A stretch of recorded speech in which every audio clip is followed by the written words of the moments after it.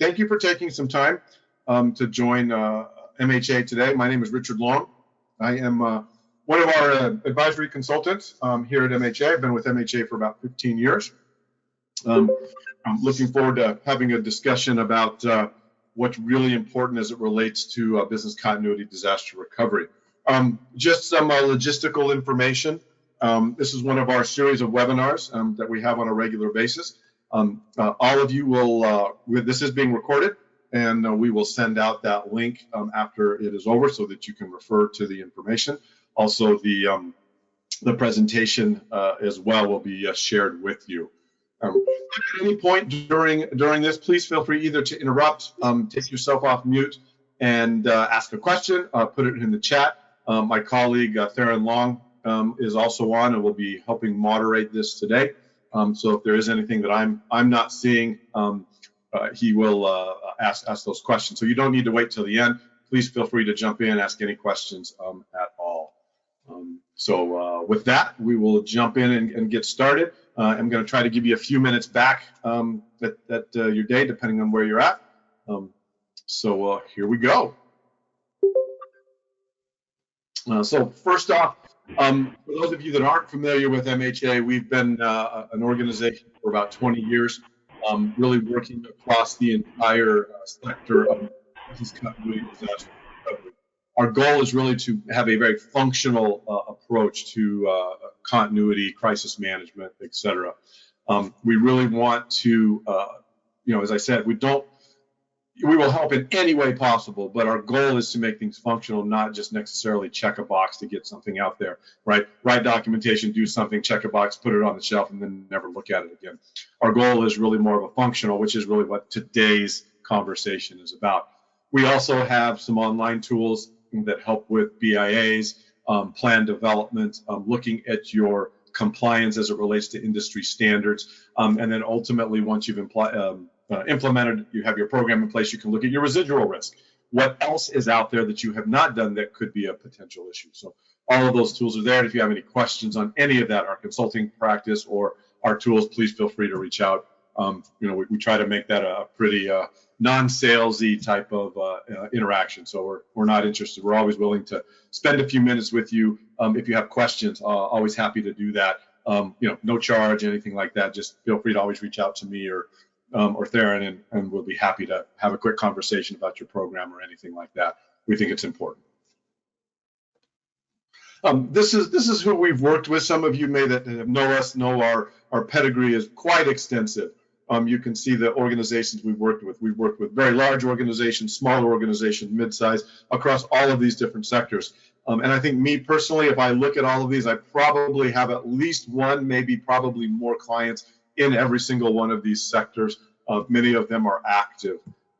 So we are, while we're a smaller boutique type of firm, we actually have quite an extensive history and experience across the board, which we're very proud of, and we think we do a phenomenal job, which every organization I'm sure does.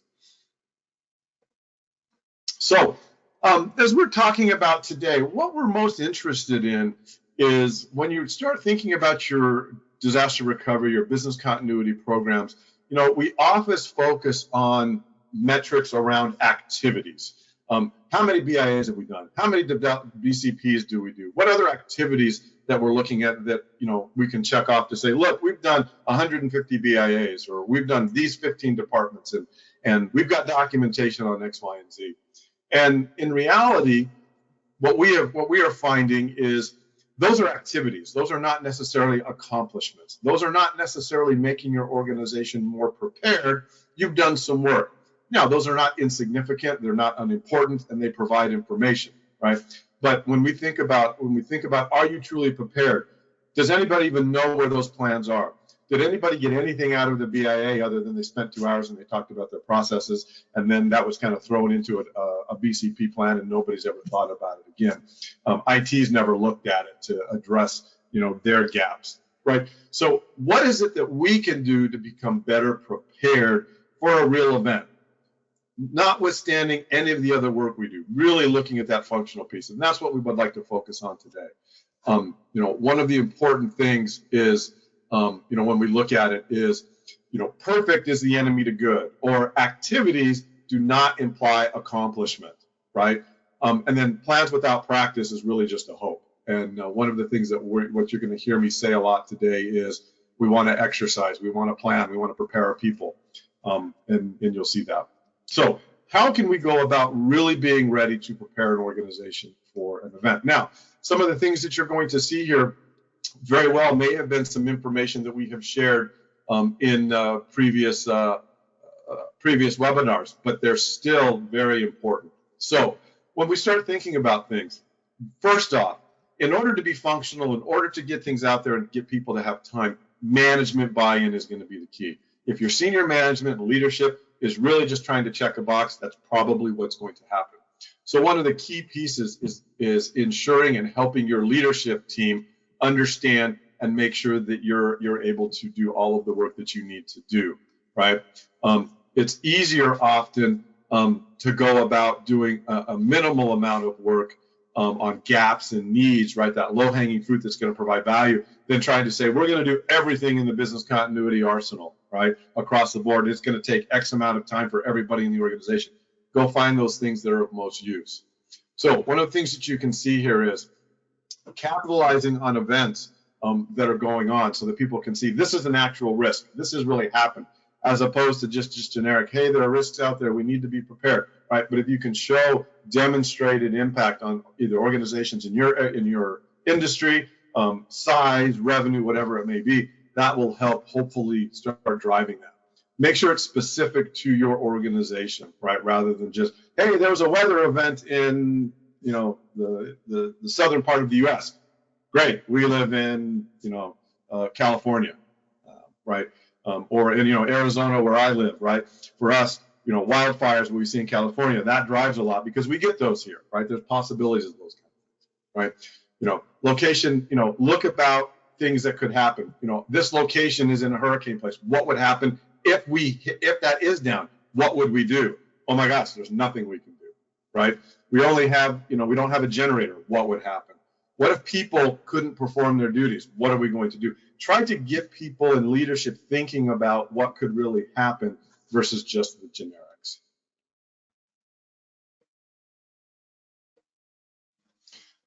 So as we're looking at all of these different areas, it's really important that we kind of look at the components that are there so that you can then, as we continue to talk, look at what's most critical within these areas. Some of them might be 70% of the way there. Great, that's not maybe where you need to focus.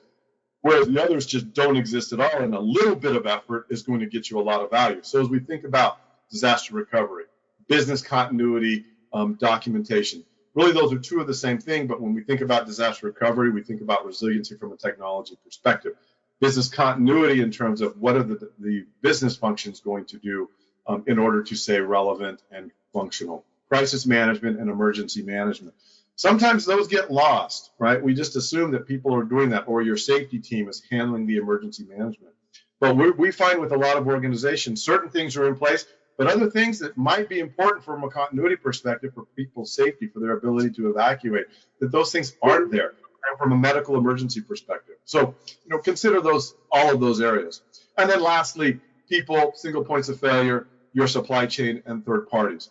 We've talked a lot about those kinds of things, but one of the things that's really key for us is the single points of failure, supply chain, and third parties. That's becoming so key in our assessments of risk, our assessments of needs, within an organization. And those single points of failure can often be people, skill sets, equipment, that just can't be done. And you need to understand that it might not be possible to purchase some of those things, or have, you might have huge pieces of equipment that are very expensive.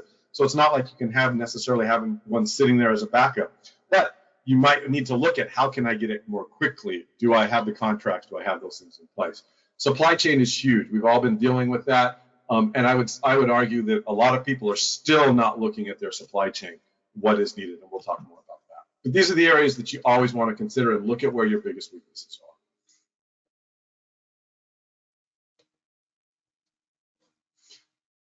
So as a reminder, when we think about the things between recovery and resiliency, you're going to have to look at both sides of this. And this, I think, is key from a functional perspective. Not everything has got to be prevented. Not everything has to be in an immediate availability state, right? Some things can be recovered. It's okay that they're down for a period of time, both from a technology and a non-technology perspective. Hence, the BIAs can be important to find that information out and to really drive in and understand that, and your planned versus unplanned types of issues. But again, from a resiliency and a recovery perspective, we want it to be functionally focused, right? We want it to be based on risk, tolerance, across the board. So when you're looking at, does this really need to be in a high availability state or a resilient state? Why is that? Is our money being spent, our resources being spent correctly? Or, you know what? It's really okay. We'll sit over here. We will have a recovery plan. Sometimes we're getting to the point of everything has to be immediately available because we think about day-to-day activities.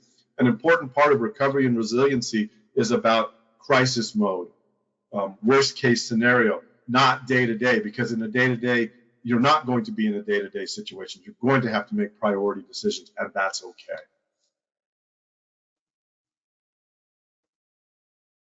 So when we talk about functional resiliency or functional capability, one of the things is risk assessments.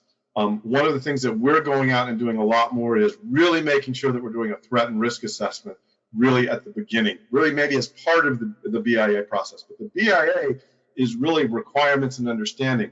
The threat and risk assessment is really going to help you understand where my gaps are. What is my most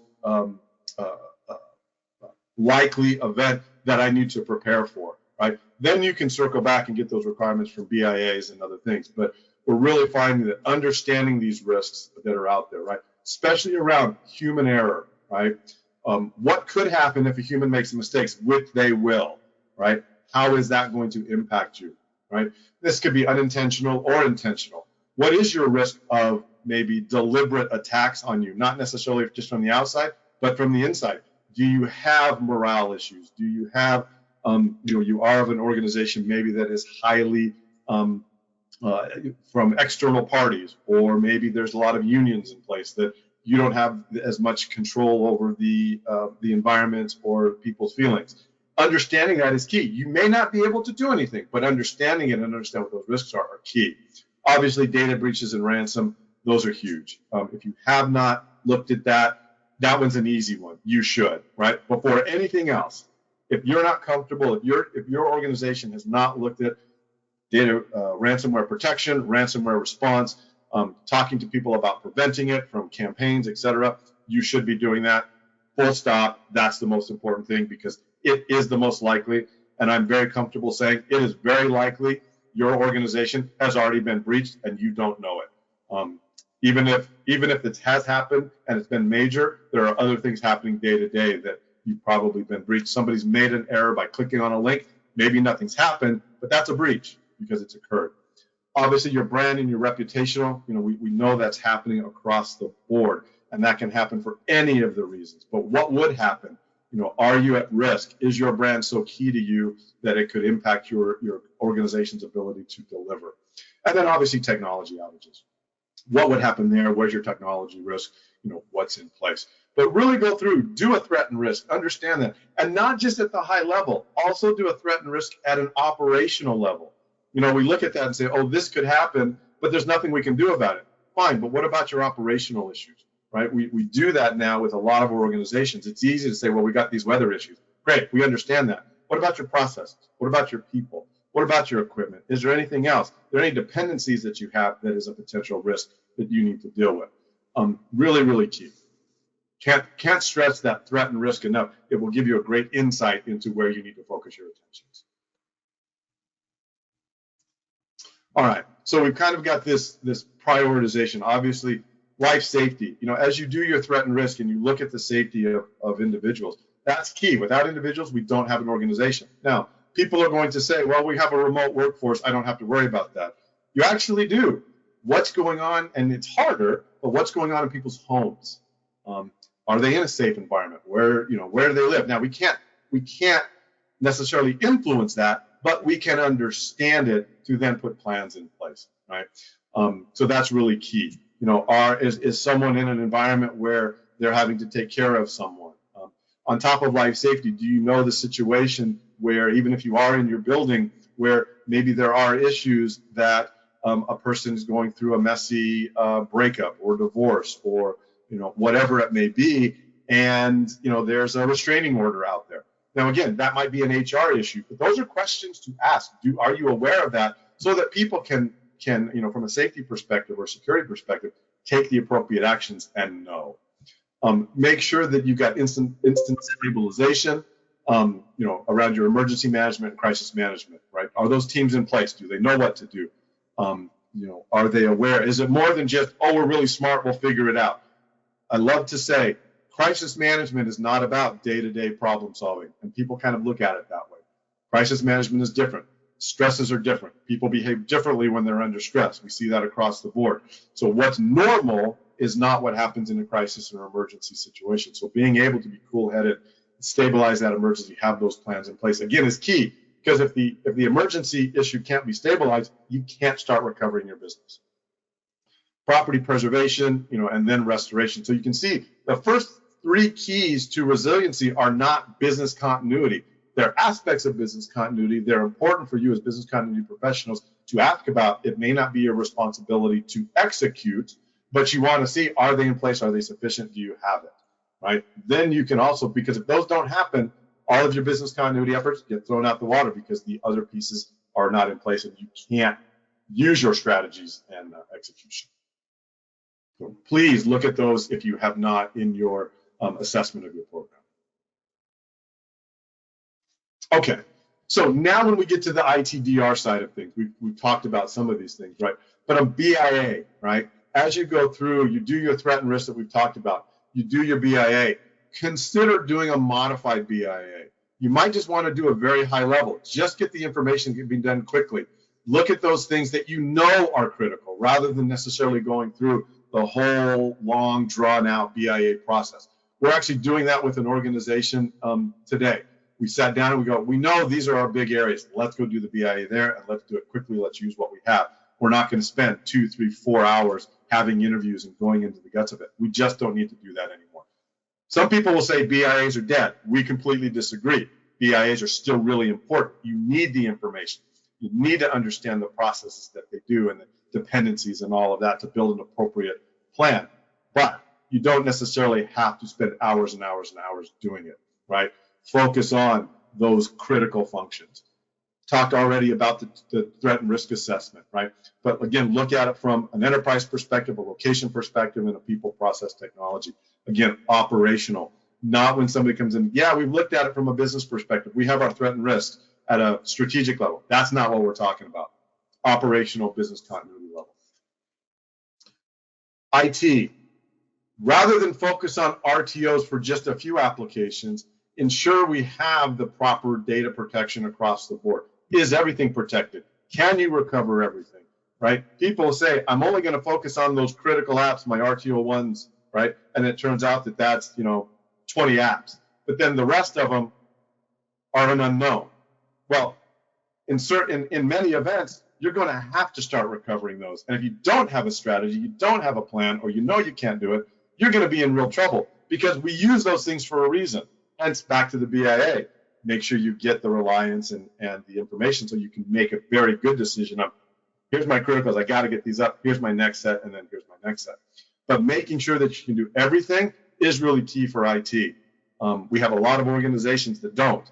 They just look at it and say, we're only planning for a few-hour outage or a short term, and we'll deal with this. But when you ask people, can you actually deal with this for a week? They're like, I can't work my business with these 10 apps for a week. I can work my business for a day with those, but anything beyond that, I'm done, right? So consider that. Also, from a technology perspective, given today's world, your third party, your cloud dependencies, your SaaS solutions, you need to understand, are they truly prepared? Not just what their SLAs are, but can they recover? And if not, and you're not comfortable, now you've got to deal with that from a business continuity perspective.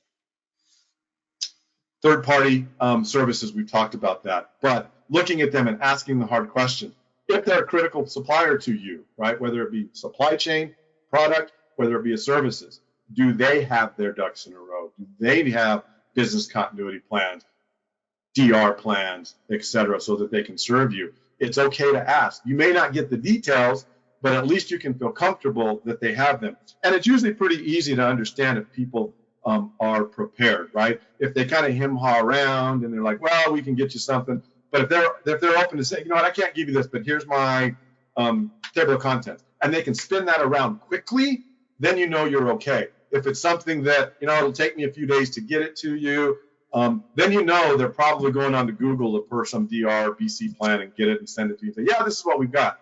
I can't tell you how many times we get calls from organizations saying, my customers are asking, I don't have enough, I need your help. So even if somebody says they have something, you really need to be skeptical unless they can turn it around quickly. And you can tell, right, when people have things in place. And then people in training.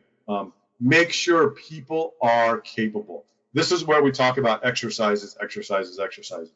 We would argue, and we're going down this path more of, even as it relates to business continuity plan development, which I think I might get into, but I'm going to mention it here because I think it's so important, is we're now doing tabletop exercises as part of our business plan development activities. Rather than sitting down and having a typical interview and say, okay, what are your strategies for a building outage, a technology outage? What are you going to do? And we just write it all down. We actually do a tabletop, have an exercise. Okay, this is down. What are you going to do? And then at that point, we're taking all the notes. We're looking at what they would do, identifying the gaps, and then build the plan. Does two things.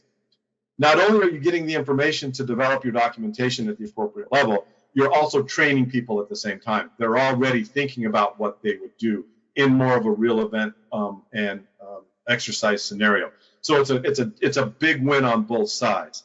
But in the end, it's just like athletics. It's like first responders. It's like anything. If all you do is write the plan and never exercise it, it doesn't matter how good your plan is. People are not going to know what to do. New people are going to come in, right? The exercises are where people get up. You know, how many times have you done an exercise and everybody's talking through their activities and everything else, and nobody opens up a plan? It takes you, or it takes the facilitator to say, does anybody have a continuity plan? Does anybody have a crisis management plan? Have you opened that up, right? 95% of the time, there might be only one person. Nobody opens them. So because of that, what do you think is going to happen in a real event? They're not going to go look at their plan. They're just going to start reacting. So making sure people know what to do is absolutely the most key piece. I would argue even more so than a document. If somebody knows what to do, they don't necessarily have to have the document. If you're relying on the document, you're not prepared. And that's a very bold statement, but I think it is true.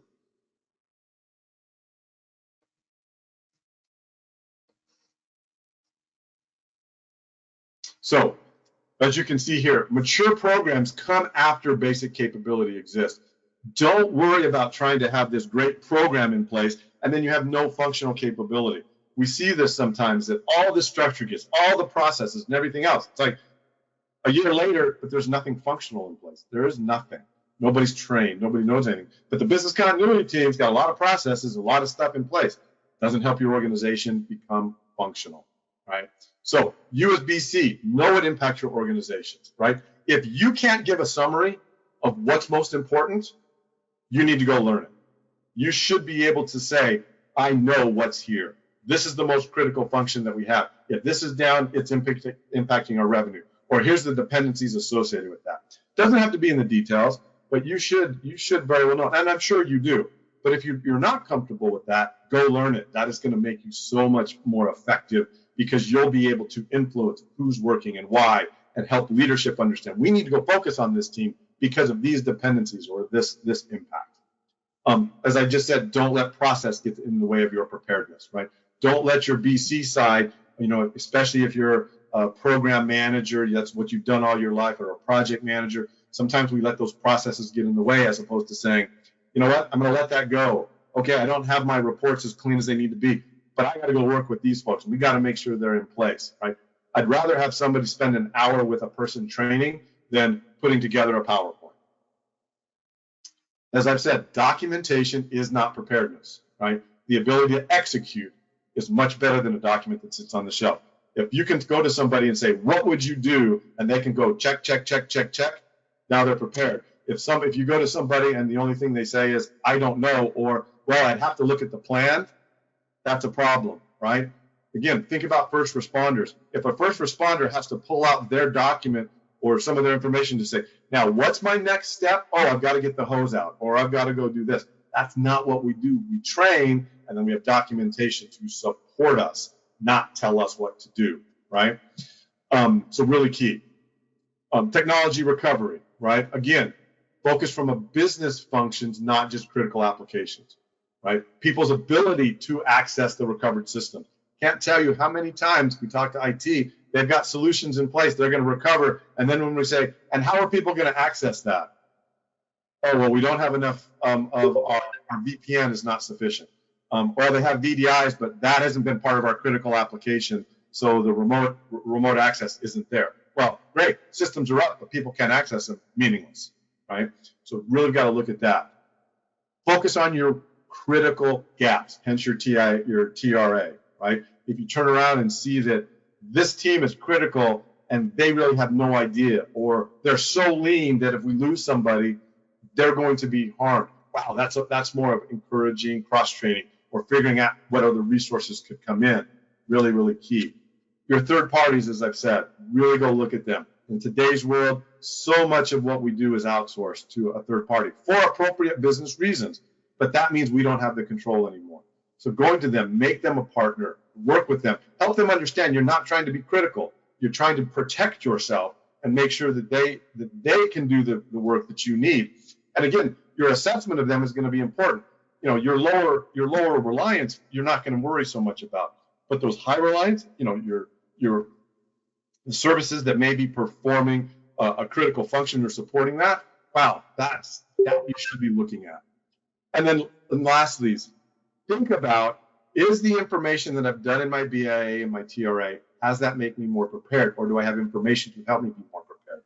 If all you can look at it and say, look, I've got them done, but I'm just going through the motions, maybe you need to rethink how you're doing those BIAs and TRAs. Think about the information that you're looking for. Is it just the same old thing over and over and over, and you're just rewriting it, or are you really digging in to those functions and understanding what's there? Really, really key. And a lot of that can be done much faster than we anticipate.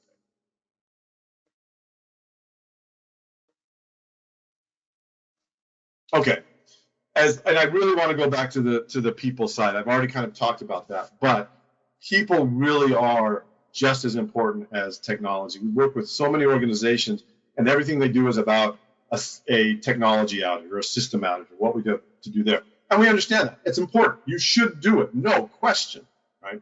But understanding that ultimately, unless you're in a completely automated organization, which most are not, they're there to, these systems and technology that we have are there to help people be more efficient, not necessarily replace them, right?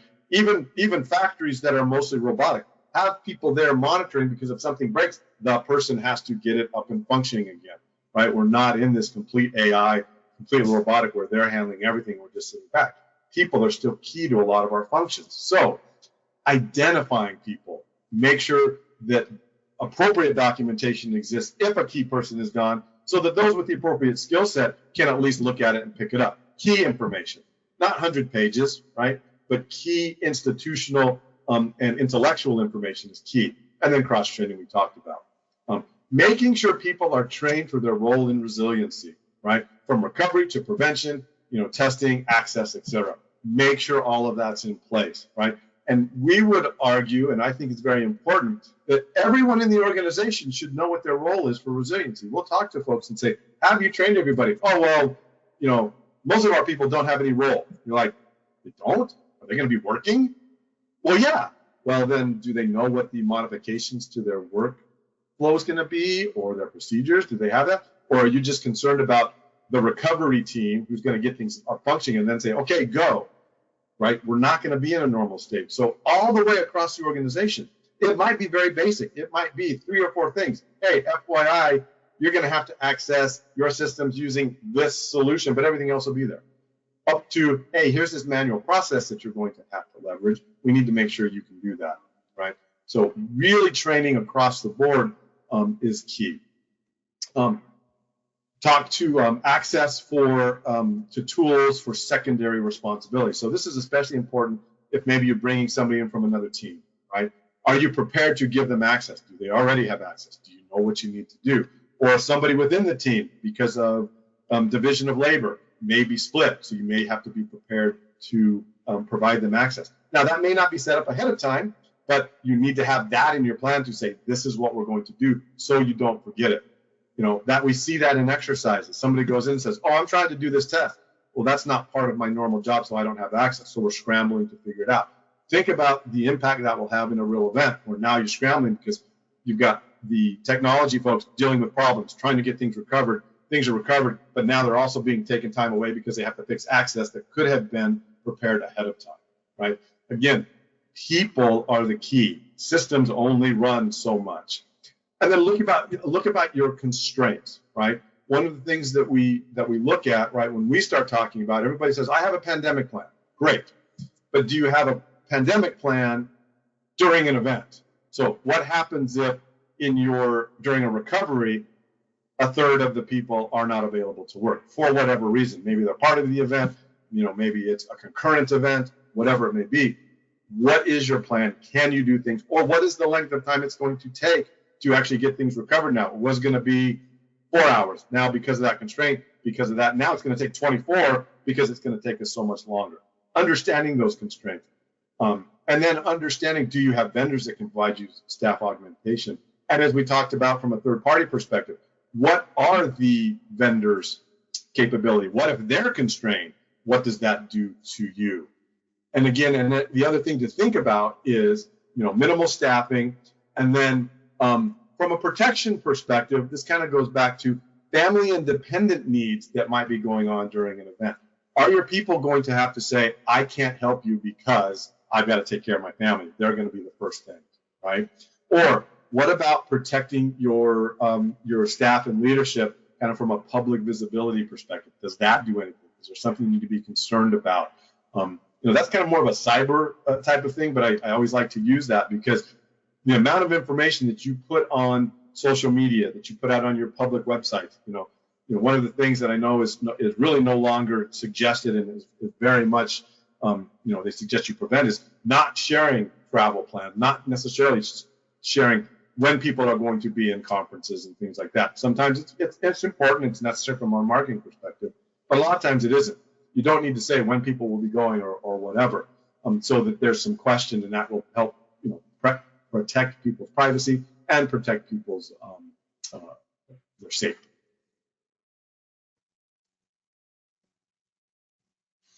Manual workarounds. I cannot, and if you've been with me at all in anything in any of my presentations, this webinar, you've heard me say this. I cannot overemphasize the need for manual workarounds. Too often in BIAs, we come up and we say, is there a manual workaround? No, we just say, okay, technology. In today's world, in cyber events, things that are happening, the need to ensure that you can do certain critical functions, payroll, critical functions, sales, operational, shipping, whatever it may be. Hospitals have to have manual processes for downtime, for taking care of patients, those type of things. You have to have a manual process. And we're going down the path highly suggesting that you look at weeks of downtime for certain cyber events. How are you going to run your organization for 3 to 4 weeks without all of your systems? You're going to have to do it manually. You may have to go back to the old days. When I started as a teenager, certain things, there were runners, right? You had people delivering mail. You had people picking up things and running. You may have to go back to that, right? Do you have alternate shipping, manufacturing, supplies, right, for something that you might be able to do? What happens if one of your manufacturing sites is down for a month? Do you know where you can shift at least temporarily some of the load or some of the capacity? You might not be able to, fine, but do you know what you can do? Planning that ahead of time is much better than trying to figure out at an event time. You've been able to work through the issues, right? Or if you can't, now increasing your protection for different devices, especially if there are certain things that literally cannot be unavailable during your downtime. There might be communication methods. There might be certain safety equipment or safety systems. Those can't be down in today's world. We don't have the staff, we can't do it. Well, now you've got to have a downtime protection or downtime strategy. Maybe there is redundancy that's off network or is sitting somewhere else that you've got to identify. Implications to those manual processes. When portions of the environment start coming up. So I've got some of it up, some of it down. I'm still running in this manual mode. Do I stop that? How do I get the data in? Can I do that? Right? So you start thinking about those implications. That's really key. That's hard. Takes time, but really important. Understanding your assumptions for those things that will remain up and make sure they are accurate, right? This is especially important in hospitals and certain regulated areas that certain things have to be in place for you to even function. And if they're not, you have to shut down. Again, those safety types of issues and that. So document those assumptions, understand, and then that goes back to making sure those are protected. Make sure that the areas, understand, that long term, identifying the manual forms, looking at them, practicing with them. Sometimes this requires some creative thought because people are going to go, nope, I can't do it. There probably is always a way to do it. It might be painful. It might not be very efficient, but it can be done. But it's going to require creative thought. Also, be cautious of those like myself who started in much more of a pre-systems automation environment, that them going, well, yeah, it's easy. Well, much of today's workforce has never been there, right? They've never had to manually document something. It's always been in the system. They've never had to write something down or track it along with paper. So those of us that have done it can go, yeah, I did this before, I can do it now. The new generation has no idea. They might not even know how to open up a book to reference information because they've never done it. So those assumptions, you need to be aware of that. Again, what about cloud services? Will they be available? And don't assume just because it's in the cloud it will be available. There are technology implications that, especially around like a Google or an O365, where you might have on-premise connections and things that go in that are a dependency that it checks, it does an authentication before you're able to access it. That goes down. Now it doesn't matter that it's still running in the cloud. You can't. So you need to look at those things that will or will not be available without just assuming they are. That requires IT and some more really detailed considerations. And then discuss those things from an activity perspective, right?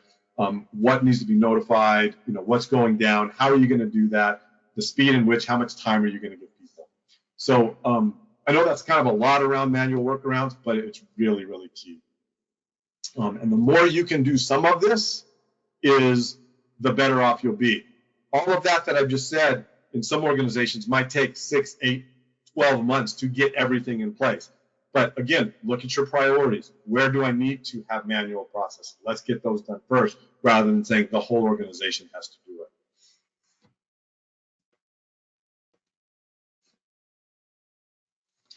I've talked around this a lot, but again, from a third party and a supply chain perspective, really look at a formal prioritization, right? Document their services, their escalation. What is their resiliency position? What do they provide for you? What is their level? Are they a single source vendor? Are there workarounds in place? Is there even an alternate vendor that you could, even in a pinch, talk to, figure it out? Do you need to have, for certain, like manufacturing, maybe they do specific die creation for you. Well, nobody else can, but at least you have that, and well, they're capable of doing it if I have to do this. That might be where you then determine I need to have some extra ones, because if they're not available, I can't go back to them. Again, understanding their services, understanding their, single points of failure. And then, as we talked about, for your single points of failure, are some of these vendors in place that can support that? And do you need to at least have agreements, understandings in place, whether they're MOUs, whether it's a formal piece? Maybe you start leveraging them for a little piece of your business so that they're already prepared. Things like that to consider. And then make sure that you have business continuity plans, or part of your business continuity plan includes what would we do if those vendors are not available. And today's world, I still hear this, was just on a call where this is what we talked about. They said, I'll just wait for them to come up. They're so big, I don't have to worry about it. That concerns me only because I agree the likelihood is low, but the impact is great if something does happen. Or, you assume that you're the most important to that vendor, and it turns out you're really not. So in, an event where they're now constrained, you aren't getting the support that you thought, right? You need to at least have those things prepared and understand them, so that prioritization and what they do and where it sits and having those conversations with them ahead of time is really key.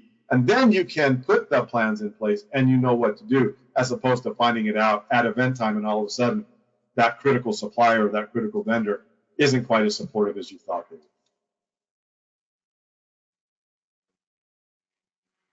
Okay. I've kind of touched on this. I emphasized it up front, and this is kind of where I really want to really hit it hard. If you only have time to do a short amount of work in business continuity and disaster recovery, I would spend the time on exercises. I would not spend the time documenting. I would not spend the time doing BIAs. I wouldn't do anything else. There's one thing I would do, it's exercise. And if that's where if I only had 4 hours with somebody, this is what I would do. And this is what I would do on an annual basis. They will be better prepared by exercising, right? Writing down my plan for exercises when I'm trying to work out every day is not as valuable as just going out and taking a walk, or going out and, oh yeah, I know those 4 things, I'm going to go do that. That's much more beneficial than having this really cool weekly exercise plan that I've done. Go spend the hour working out. Okay? That's you're probably going to get sick of me as I say that. But as you see here, tabletops, if tabletops are amazingly beneficial. You can find out so much information about capability, gaps, situations, and people at least are thinking through what they would do. You can also actually perform actions. You can draft communications. You can use your manual steps. You can break these tabletops down into an hour. It doesn't have to be a full scenario where you're taking people from initial event to the story, right? Often that's what we focus on. What's our scenario going to be? Who cares? We're worried about having people prepared. So you might walk in right and have the scenario of, we're at this state. Here's everything that's happened. Okay, where are you at? What would you do now? Well, I would send this communication. Great, draft it right now. Do it, right? And it's amazing when that happens. You start seeing people, they start floundering and they're not sure, and they're like, okay, yeah, I've got it. And then the question is, okay, can you send it? I don't know. I think I have to go to comms. You think or you know, right? You start finding gaps, right? You see how long. I've used this example before, but we did a tabletop, and we got to a point where they needed to relocate because we had to be physical. We had to relocate to an alternate site, which was just across town, 10 minutes away. So we said, okay, you've got to relocate. And they're like, yep, we're going to relocate. I said, okay, relocate. And they're like, we did. I said, no, go get in your car and go to it. And they were like, you mean go? Yes, go. Well, everybody in our exercises before it said, yep, we'll be there and we'll be back together in 15 minutes. 35 minutes later, only half the people were there. Something happened. They couldn't find their car. They needed to get one out of the motor pool, right? So it was a big learning by actually doing it. I can't emphasize that enough. And they can be small, pieces. It doesn't have to be a 4-hour exercise. Or you can. Integrated exercises. All the way from crisis management to business recovery. Do it all. Integrate it. Watch the communication go back and forth, right? Start seeing where the gaps are. Start seeing where people don't understand or they don't know what to communicate or how. Those can be really key. And then include IT with that as well. Often we do that. As I said there, while IT is performing the recovery, you're doing the business recovery to see how they're doing while they're waiting. And then things start coming up. You let them know, and then we see that, well, half's up, half isn't. Is that actually going to work? Rather than doing the typical exercise, the exercise now is, here's a bunch of manual data that's been generated. Now we need to do the sync portion. We need to get this stuff back in the system. How are we going to do that? How long does it take? What are you going to do? It's all back to actually performing some of these things. Practice the things that we know we're going to do, rather than just the same kind of things over and over and over. Chaos testing is a big piece that we're highly encouraging, and that's really, I think, one of the futures for exercises. We used to say there will only be one event. So don't assume that there'll be multiple events, or don't assume that there'll be events in different places. That is no longer valid. It doesn't work. So we think about chaos issues. Think about multiple issues, right? What could happen with a cyber event and your brand, right? Or you've got this issue and now there's an outage somewhere else, right?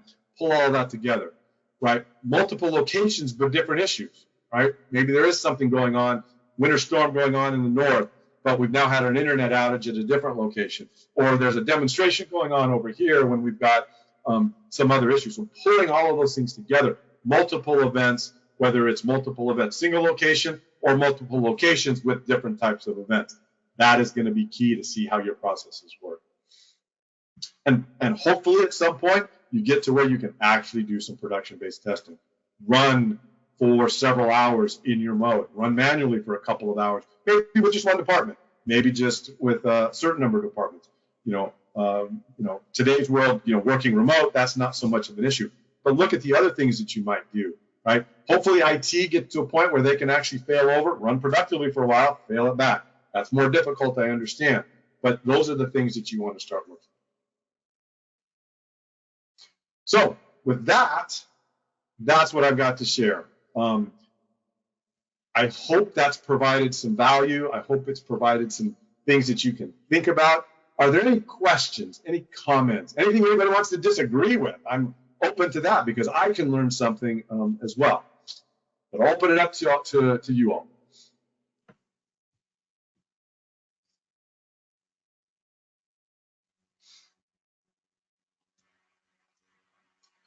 All right.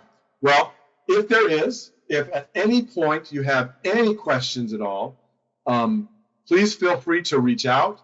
You can always contact me at my email. If you do have a question. What happens in situations? I'm sorry, go ahead. We just got one from Sean. Yeah. What happens in situations where they're non-dependent on technology that they do not have a workaround? Yeah, great question, Sean. And if I didn't emphasize that in there, I should have, right? That's where we look at the situation and say, those technologies have to be in a fully redundant mode and will work. That's where, from a critical IT perspective, you have to ensure that the availability, RTO and RPO, are absolutely in place, must work, tested, all of that. It can't just be, oh yeah, we think it'll work, we've kind of got it. And there are definitely those technologies that exist. So if I implied at any stretch that, manual workarounds have to be in place, then I apologize because that wasn't my intent. But those are probably much more, they're much fewer than those. And even then, I would say that you need to look at making sure that from a cyber perspective, because in a cyber perspective, this conference will now be recorded. That even in a cyber event, it may be a bit longer than kind of your normal DR. So just kind of consider that. But absolutely, there are those things that need a high availability and a very high protection. But that's going to also cost money. So a great question. I hope that answered it, Sean. Any other questions, thoughts? Again, if you do, at any point, once you get this, you've thought about it, you think more about it, or something wasn't clear, or maybe, as Sean just said, I might not have emphasized something as I should. Please feel free to send me an email or set up some time. Hey, I'd like to chat for 5 or 10 minutes. I will do whatever I can to schedule that and work, and happy to have those conversations. So with that, if there isn't anything else, we'll let you get back to your day. Thank you for joining. I hope it helped. And you'll be receiving the link for you're able to get the presentation as well as the recording for this. So have a wonderful day, and thank you so much, and good luck with all of your activities.